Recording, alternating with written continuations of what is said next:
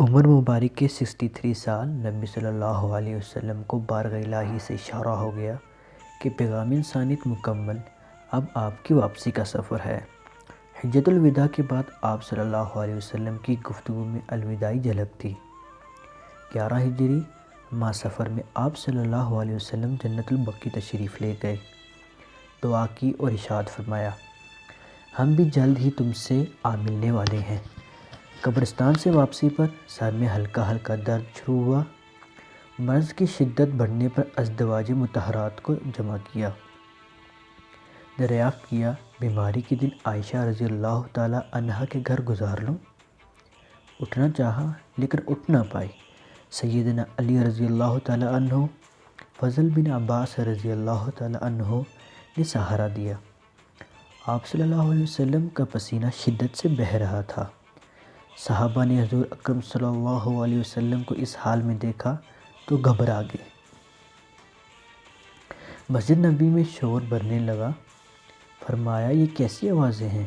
عرض کیا گیا، یا رسول اللہ صلی اللہ علیہ وسلم، لوگ آپ کی حالت سے خوف زدہ ہیں۔ ارشاد فرمایا، مجھے ان کے پاس لے چلو۔ پھر اٹھنے کا ارادہ فرمایا لیکن اٹھ نہ سکے۔ آپ صلی اللہ علیہ وسلم پر 7 مشکیزیں پانی بہایا گیا، تب سہارا لے کر ممبر پر تشریف لائے۔ یہ آپ صلی اللہ علیہ وسلم کا آخری خطبہ تھا۔ فرمایا، تمہیں شاید میری موت کا خوف ہے۔ اے لوگو، تم میں سے میری ملاقات دنیا میں نہیں، حوض کوثر ہے۔ اے لوگو، نماز کے معاملے میں اللہ سے ڈرنا۔ اے لوگو، عورتوں کے معاملے میں اللہ سے ڈرنا۔ آگاہ رہو، میری قبر کو سجدہ گاہ نہ بنانا۔ پھر فرمایا، اللہ نے اپنے بندوں کو اختیار دیا ہے، اس نے وہ اختیار کر لیا جو خدا کی بارگاہ میں ہے۔ سیدنا ابو بکر صدیق رضی اللہ تعالیٰ عنہ سمجھ گئے اور روتے ہوئے کہنے لگے، میرے ماں باپ آپ پر قربان، میرے بچے آپ پر قربان۔ پھر آپ صلی اللہ علیہ وسلم نے امامت کے لیے ابو بکر صدیق رضی اللہ تعالیٰ عنہ کو مقرر فرما دیا۔ فرمایا، میں نے سب کے بدلے چکا دیے، ابو بکر کا بدلہ اللہ پر چھوڑ رہا ہوں۔ مسجد نبی میں کھلنے والے تمام دروازے بند کر دیے جائیں سوائے ابو بکر صدیق رضی اللہ تعالیٰ عنہ کے دروازے کے۔ فرمایا، اے لوگو، قیامت تک آنے والے میرے ہر امتی کو میرا سلام پہنچا دینا۔ پھر آپ کو سہارا دے کر گھر لے جایا گیا۔ 12 ربیع الاول سوار کے روز نماز فجر کے وقت پردہ اٹھا کر صحابہ کو دیکھا، چہرے پر بشاشت آ گئی۔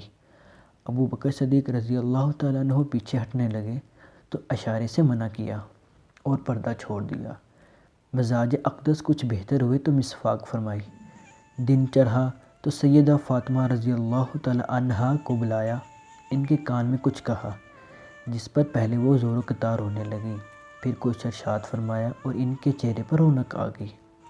سیدہ عائشہ رضی اللہ تعالیٰ عنہا فرماتی ہیں، وصال کے بعد میں نے پوچھا وہ کیا بات تھی جس پر آپ پہلے روئیں پھر مطمئن ہو گئیں؟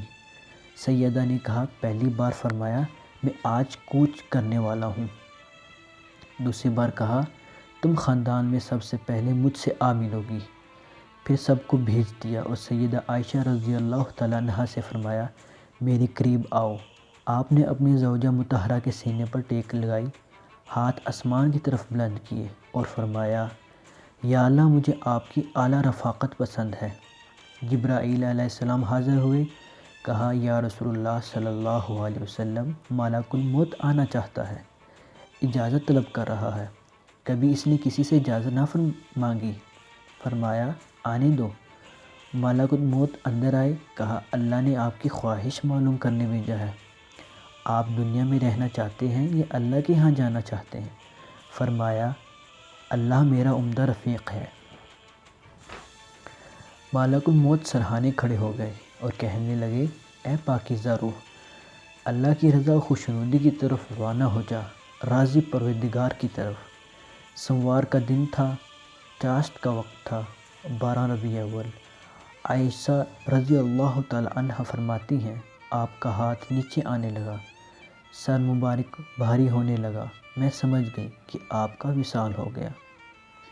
میں فوراً مسجد کی طرف بھاگی اور دروازہ کھول کر پکارا، رسول اللہ صلی اللہ علیہ وسلم کا وصال ہو گیا، رسول اللہ صلی اللہ علیہ وسلم کا وصال ہو گیا۔ مسجد آہوں نالوں سے گونجنے لگی، صحابہ پر سکتہ طاری ہو گیا۔ سیدنا عمر رضی اللہ تعالیٰ عنہ نے تلوار نکال لی، کہا جس نے ایسی بات کی میں سر قلم کر دوں گا۔ سیدنا ابو بکر صدیق رضی اللہ تعالیٰ عنہ حجرہ میں داخل ہوئے، سینہ مبارک پر سر رکھا، کہا ہائے میرے دوست، ہائے میرے محبوب، ہائے میرے نبی، پھر آپ کی پیشانی مبارک پر بوسہ دیا۔ حضرت علی رضی اللہ تعالیٰ عنہ، فضل بن عباس رضی اللہ تعالیٰ عنہ، قاسم بن عباس رضی اللہ تعالیٰ عنہ نے جسد اطہر کو غسل دیا۔ کائنات کی عظیم ترین ہستی کو لحد میں اتارا گیا۔ سیدنا علی رضی اللہ تعالیٰ عنہ نے فرمایا آپ صلی اللہ علیہ وسلم کا جسم خوشبودار، نورانی اور پاک تھا۔ تدفین کے بعد سیدہ فاطمہ رضی اللہ تعالیٰ عنہا نے سوال کیا تم نے کیسے گوارا کر لیا کہ نبی صلی اللہ علیہ وسلم پر مٹی ڈال دی؟ پھر فرمایا ہائے میرے بابا جان جنت الفردوس میں اپنے مقام پر پہنچ گئے۔